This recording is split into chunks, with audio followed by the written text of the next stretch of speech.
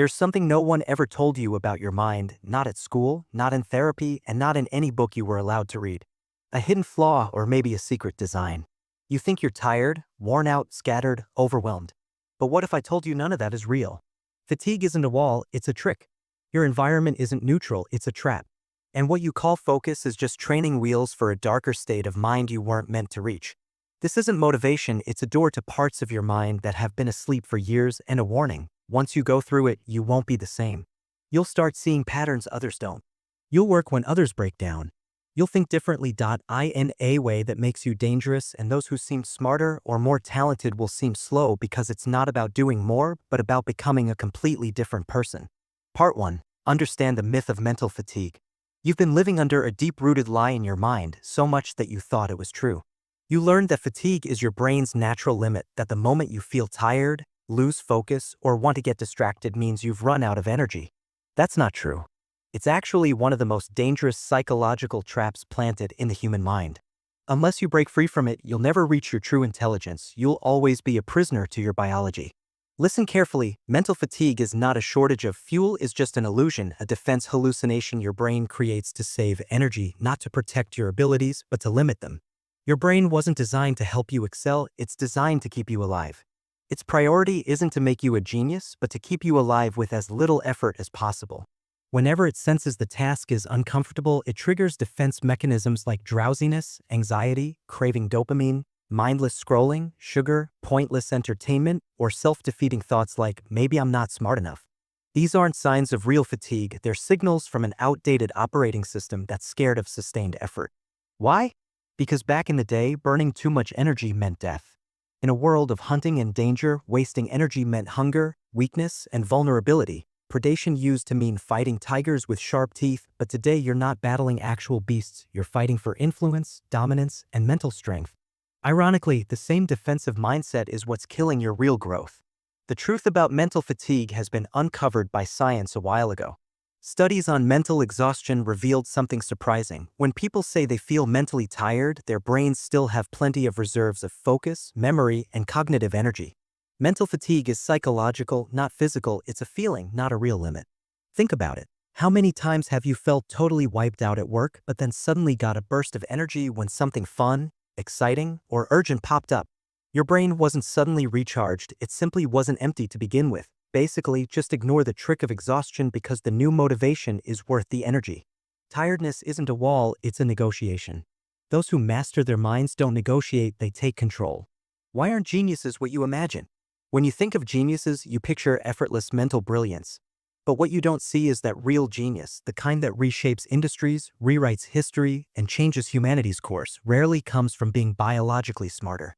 It comes from people who broke through exhaustion, learned to push when others gave up, and saw that the first feeling of tiredness isn't a signal to stop, but a gateway to crossing beyond exhaustion lies strength. Real people back down at the first sign of discomfort, telling themselves they deserve rest and that they'll be better tomorrow.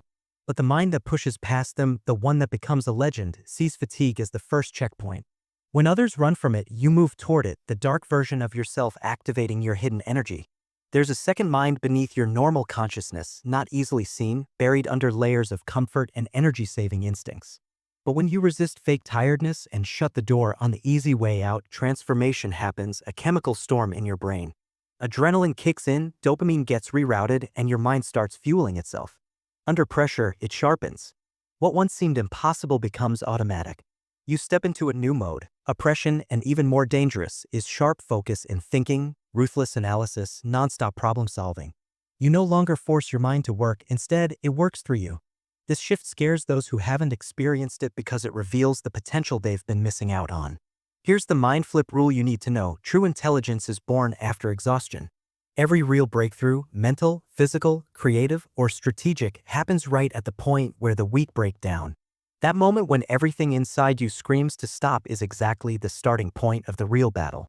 Push past it and start working from a place deep inside where most people never reach, and when you get there, you'll see. Everyone has their own complaints, excuses, and limited beliefs. You'll see these as chains they've chosen to wear. But you're breaking free. Once you break free, there's no going back. Your mind isn't some fragile glass machine, it's a nuclear engine held back by fear and exhaustion. Exhaustion isn't your limit, it's your chain. Every time you give in, the chain tightens. Every time you fight back, it loosens. One day, that chain will snap completely. Then you won't live trapped in cages made for ordinary minds. You'll operate on a level they can't even comprehend. A mind that pushes past exhaustion pushes past the world. You've got 90 days to break down the mind you've been trained to protect. You were born into a world. It's designed to make you weak, to obey fatigue, to give in under pressure. Most people will never run away, but inside you, a voice whispers, get past the mental hesitation, and you will.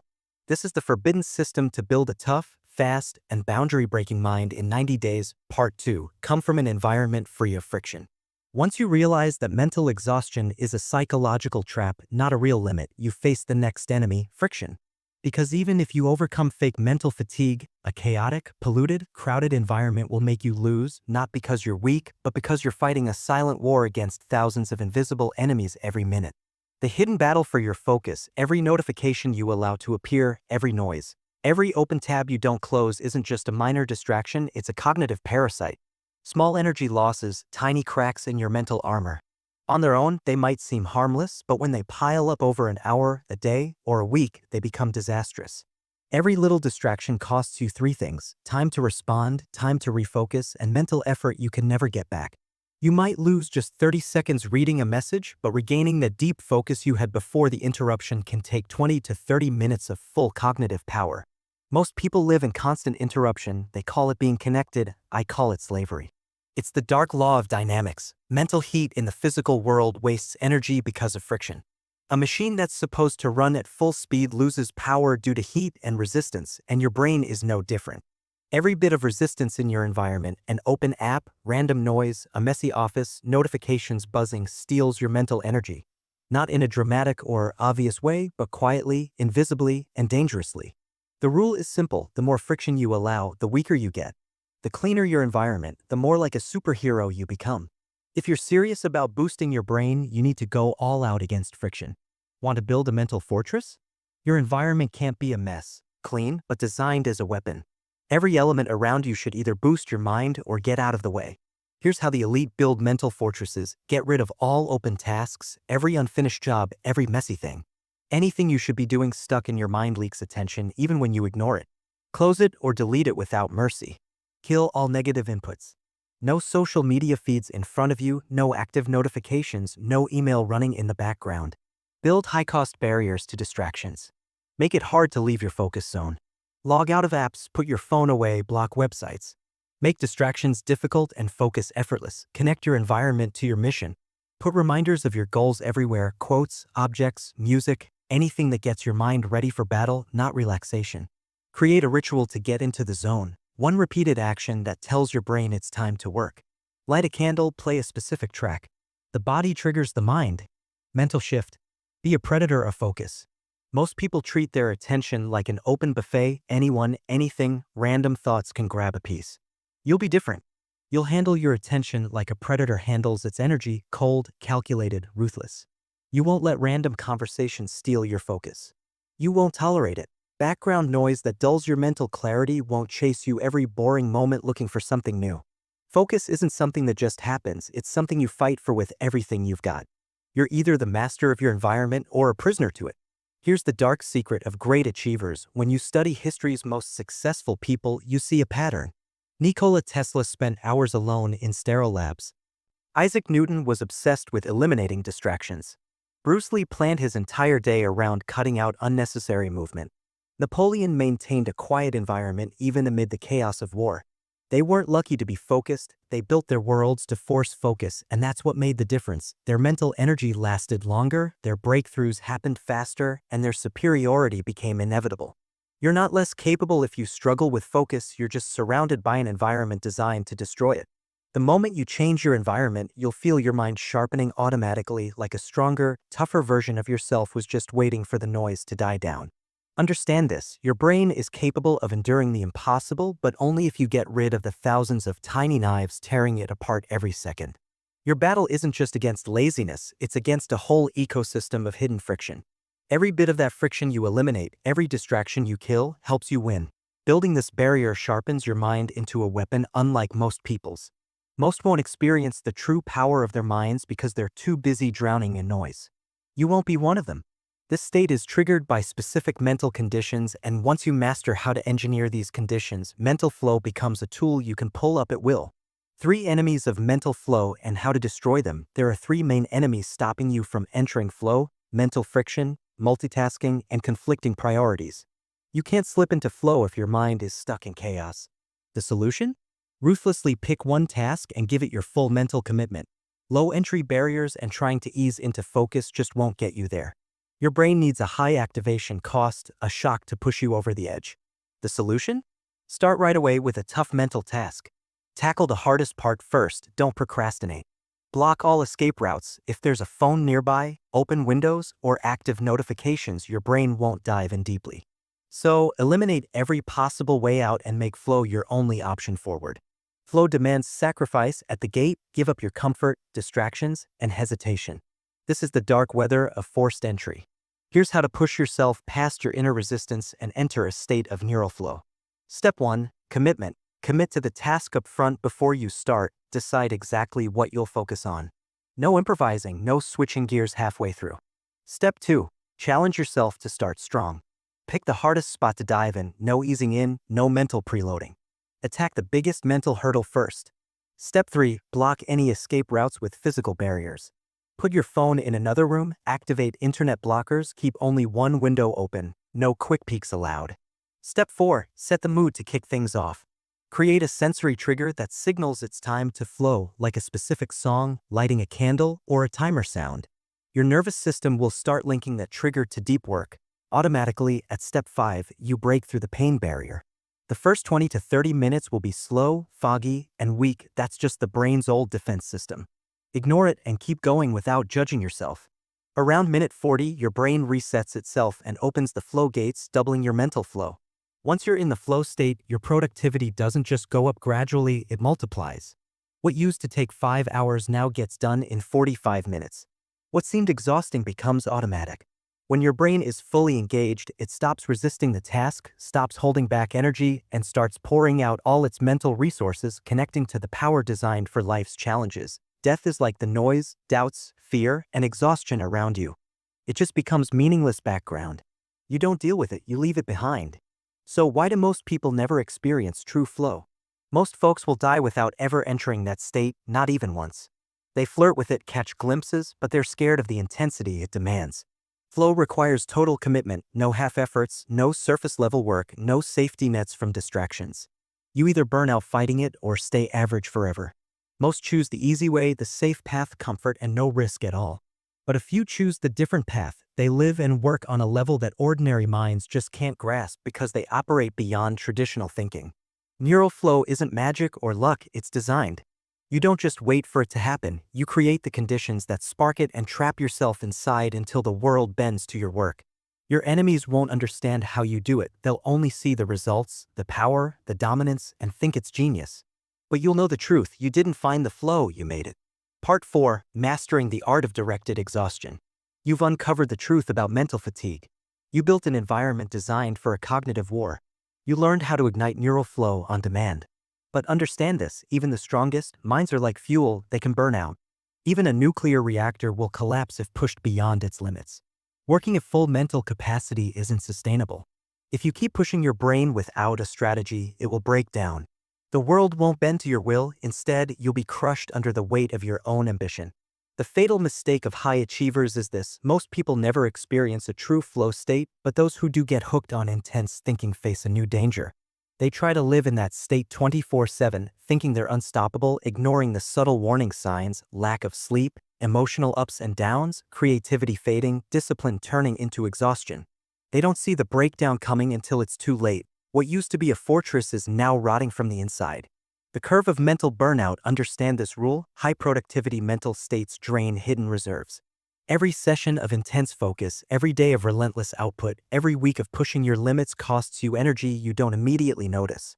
You can operate at full power for a while, but beneath the surface, a slow breakdown begins. If you don't manage it strategically, it will catch you off guard. One day, you'll wake up feeling like your mind has slowed down, your enthusiasm vanished, and your sharpness has turned dull. This isn't weakness, it's the trap of burnout, and it's got you locked in. Controlled burnout. You can't avoid burnout if you're constantly pushing the limits of human mental performance, but you can manage it. You can handle it not as failure, but as part of your operating cycle. That's how the Dark Masters work. Phase 1, Strategic Acceleration, 4 to 6 weeks of intense mental pushing. Organized days, ruthless focus, no mercy for distractions. Phase 2, Calculated Slowdown, 1 to 2 weeks of deliberate slowing down. It's not a crash or laziness, but active mental recovery. Meditation, slow creativity, low-intensity study.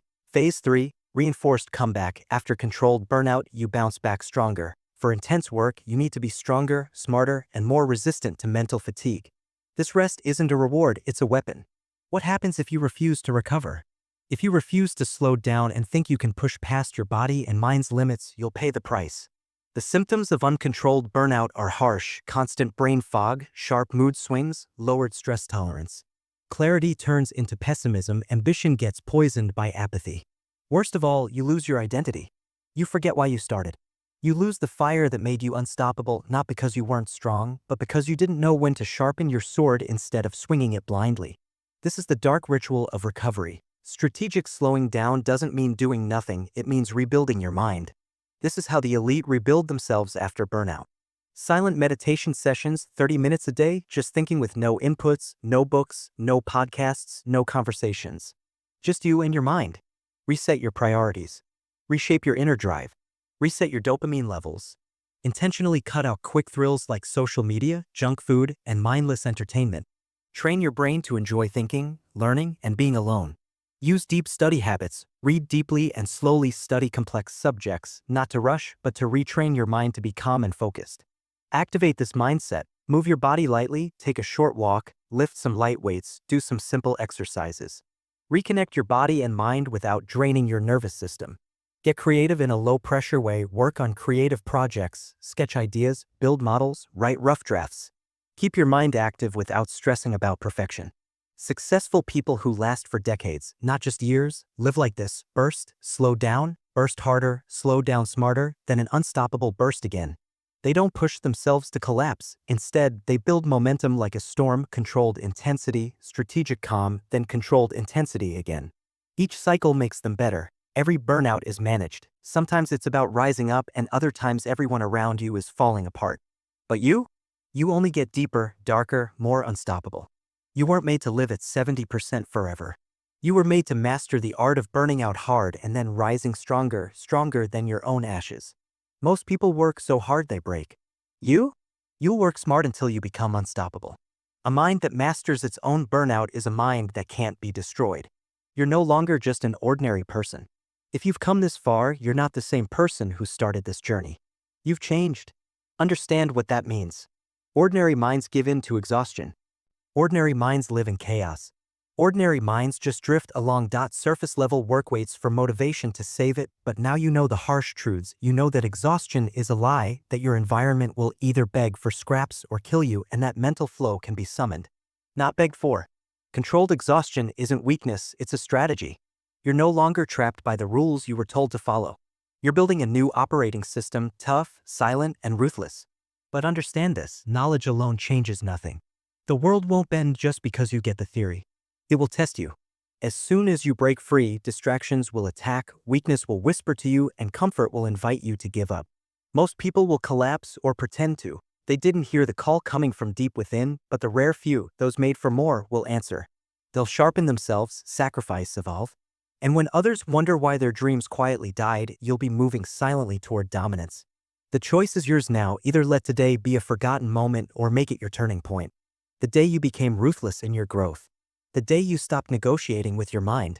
The day you stopped waiting for permission. The day you entered a battle no one sees but everyone feels. When you win, it's not about the work anymore. More than just waking up, it's about realizing that your mind is a weapon. You've been tricked into using it below its potential, but now you see the door, and once you see it, you can't unsee it. Your mind isn't just for survival, it's built to dominate. Build it, bleed for it, and burn stronger than every genius fading around you. And when they ask how you did it, just smile and say nothing.